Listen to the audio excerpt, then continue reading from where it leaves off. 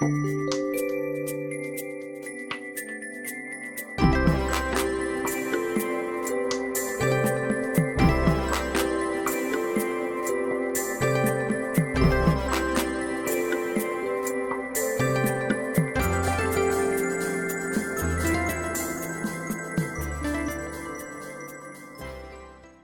Aquarius.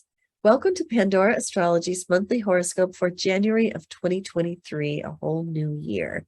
We are the astrologers of Pandora Astrology. I'm Jamie Kale Miller. I'm in Berkeley, California.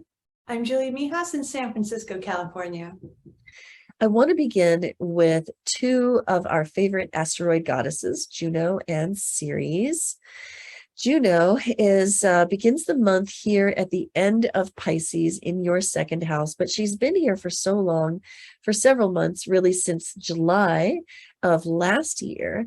And I'm a little tired of talking about it. You're probably tired of hearing about it. So let's move on to Juno's new sign, which is happening on the 12th. Right here, she's moving into Aries, which is your third house. Now, Juno is a social creature. She is a goddess of collaboration and partnership, especially committed partnership, whether for personal reasons, such as a marriage, or for business reasons, as in a business partnership. And she loves to be in the third house of communication. So this is a really great house for getting out there and having conversations that can build and strengthen and support your social network and be an opportunity for practicing your networking skills. And if you are single and looking, this can be a perfectly good transit for meeting somebody because of the way that Juno loves the stimulation of all the conversation there in the third house. So get out there, meet people, and have those conversations.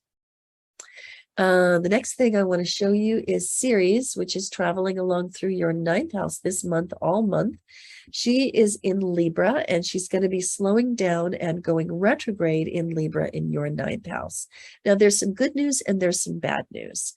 The bad news is Ceres is slowing down and about to turn retrograde, which is never good financially. And we can prepare for it. We can get ready for it by knowing that it's coming and by beginning to, get more organized in the paperwork, maybe planning ahead for tax time, which is coming in the next few months while Ceres is going to be retrograde. And starting to have those difficult conversations about money now so that things can all get sorted out. But there is good news here, which is that Ceres is in your ninth house. And Ceres loves the ninth house because the ninth house is a house of two things that Ceres really enjoys. One of them is growth and expansion.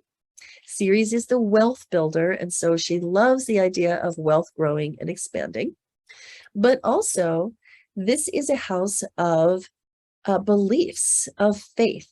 And Ceres responds really, really well to you changing your beliefs about money. When you change your beliefs about money, rooted in your self-worth, which is what Ceres is all about. She's about the self-worth that underlies how you value yourself and thus how you expect to be compensated at work. And how you present the value that you bring at work so that you can be compensated better. So when she finds herself here in the ninth house of beliefs, this is a really excellent time to shift what you believe about your worth and the value that you bring and how you deserve to be compensated. And then that can be reflected in what you are actually earning.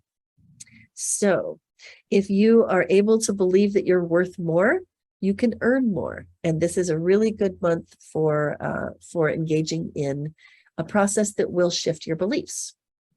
As Ceres goes retrograde, which she's going to do starting early next month, February, this retrogradation could be a time for you to deepen your process of shifting your beliefs around your value. And I would really, really encourage you to spend Ceres retrograde doing that. So, and that's going to go on until early May, actually from February to early May. So there's plenty of time to work on it, and we'll be talking about it more in the horoscopes in the months to come. Julia, I know you got news about Venus, Mercury, and Mars. What's that good stuff? Yes, I do, Aquarius. So let's start with Venus. She is a relationship planet, and wherever she goes, she shows us where we get a little pleasure. Now, she's going to cross 3 different houses this month. She's moving pretty quickly, and she spends the first day of January, only the first, in your 12th house. And she was mostly in here last month, too. So the 12th house is a very isolated house. It's not the most social house, actually, and Venus is kind of a social planet. So maybe this holiday season, you've been a little bit more withdrawn socially, maybe not wanting to be out in the festivities around crowds of people, maybe preferring to stay at home for New Year's and just chilling in your bed. That's nothing wrong with that. But by January 2nd, Venus is going to move into your first house. So the rest of the month is going to be a lot more social. The first house is the house of self. And when Venus comes in here, it's a great time for just looking your best. This is a really great month if you want to get your hair done, if you want to go shopping for some flattering clothes. And it's also a great month for all the single Aquarians out there to meet people, because you're just going to be looking extra good. You're going to be turning more heads this month. And then on January 26th, for the final bit of the month, Venus goes into your second house. This is a house of your stuff. This is a house of your money. So for the last bit of the month, you might be trying to find ways to increase your money in some way. Like maybe this is a good time to ask for a raise, or it could be a time to, maybe after you've returned some of those Christmas or Hanukkah presents, and you can go back to the store and sort of get some stuff you really, really want, because the second house is all about your possession. So wonderful time for acquiring more things that give you enjoyment.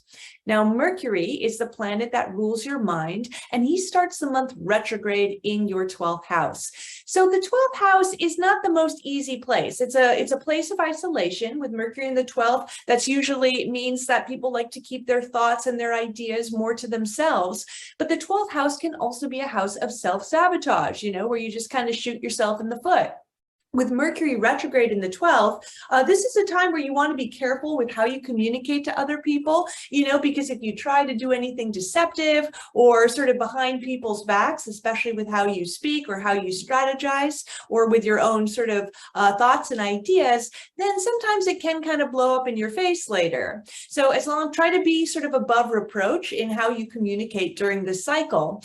Now, by January 7th, Mercury is going to exactly conjoin the sun while retrograde. We call that Lesser Epiphany Day. And when Mercury conjoins the sun exactly, it can be a time of insights and revelations amidst this whole confusing retrograde cycle. So since this is happening in your 12th house, which is a very spiritual house, it's a house that represents your subconscious, so the parts of your mind that you might not always be very aware of. So during this great Lesser Epiphany Day on the 7th, you might have some insights, some clarity, some revelation into what's been going on in your subconscious. Maybe you have a dream that just kind of gives you some clarity on some issue in your life. This is also a very spiritual house, so you could be having spiritual insights as well. Then on January 18th, it's going to be a really nice period for the rest of the month, because Mercury will finally go direct after going through this whole annoying retrograde cycle. So these travel issues, miscommunications, technical problems will start getting slowly better by mid-month. And then as Mercury speeds up in the sky in late January, we're fully done with the cycle, which is really great. And then finally, Mars, the planet of action and activity, which has been retrograde for months, bringing lots of frustrations and flare-ups along the way. And this has especially been hitting you in the 5th house, where Mars retrograde has been taking place. Now, the 5th house represents your children. It's a very fun house in the zodiac. It represents games. It represents creative activities. It represents your hobbies. So Mars retrograde in this house can mean, if you do have children, you've been going through a very frustrating period with them. And if you do anything creative, performative, or any of your, hobbies or games you have been engaged in, you might have had to sort of redo some of your actions in these areas. Now, by January 12th, Mars will go direct, which means that we can start making some forward progress in all things fifth house. Fifth house is also the house of dating too. So maybe you've also had some frustrations or gone back over people you thought you were kind of interested, and then it turned out not to work. So finally, Mars going direct is going to be a much better time too in your dating life. Yeah, Jamie, do you have anything else that you'd like to share? Yeah, I sure do. Let me talk about some moons and seasonal change. So we've got 2 moons to talk about this month. The first one is a full moon in Cancer happening on January 6th. This moon lands in your 6th house of work, health, service, and personal organization. It's the Virgo ruled house. And the moon brings a lot of emotion to this area. And so definitely during this moon and for the several days surrounding it, you want to watch out for bursts of emotion happening in your workplace, either your own bursts of emotion or bursts coming from, people that you work with. It's a really good moon for bringing some nurture and care into your workplace. But this moon is balanced by the Sun and Mercury together in Capricorn, and we know that Mercury is retrograde. So there is this opposing, let's say, position here that is all about, step back, be reserved, be more rational, like withdraw. Whereas this, moon in Cancer is like, no, just have big emotions and splatter them everywhere and do it at work where everybody can see you. So clearly, this is something to work on the balance of, especially because Chiron here in Aries in your 3rd house, where Chiron's been traveling for several years and is going to be here for a couple more years, Chiron has really been pressing you to speak your truth. Sometimes that's wanted, sometimes not so wanted. Sometimes it can really like throw a match into make a conflagration like flare up, and other times it's exactly the breath of fresh air that was needed. And I think that you've got to decide each time whether your honesty is needed right now in this situation or if it will just make things worse. During this particular moon, I would be quite cautious about that. Uranus is also involved with this moon. Transiting planet Uranus, presently retrograde, bringing a kind of a feeling of agitation and possibly disruption to your home life over the last several years, really. But this moon is likely actually to help you smooth things over with that. So if you've been feeling that home is rather disrupted, maybe because you feel like you just want to move house, or you have moved house and haven't settled in yet, or there is some kind of, like agitation and disruption among family members, any way that might show up, this moon can actually help and to help smooth things over on the home front. So that's some pretty good news.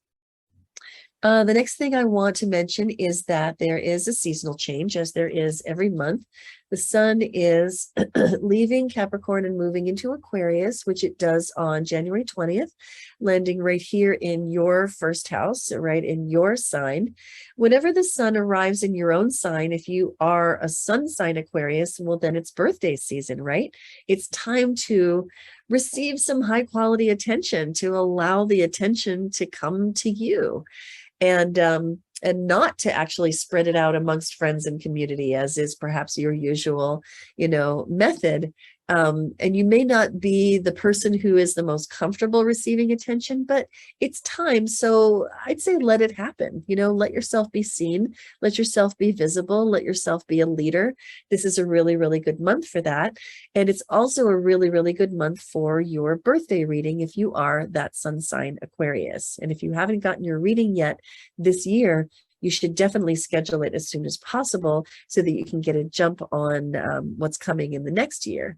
And the best way to do that is to go to pandoraastrology.com, check out the readings tab, and find the solar return birthday reading.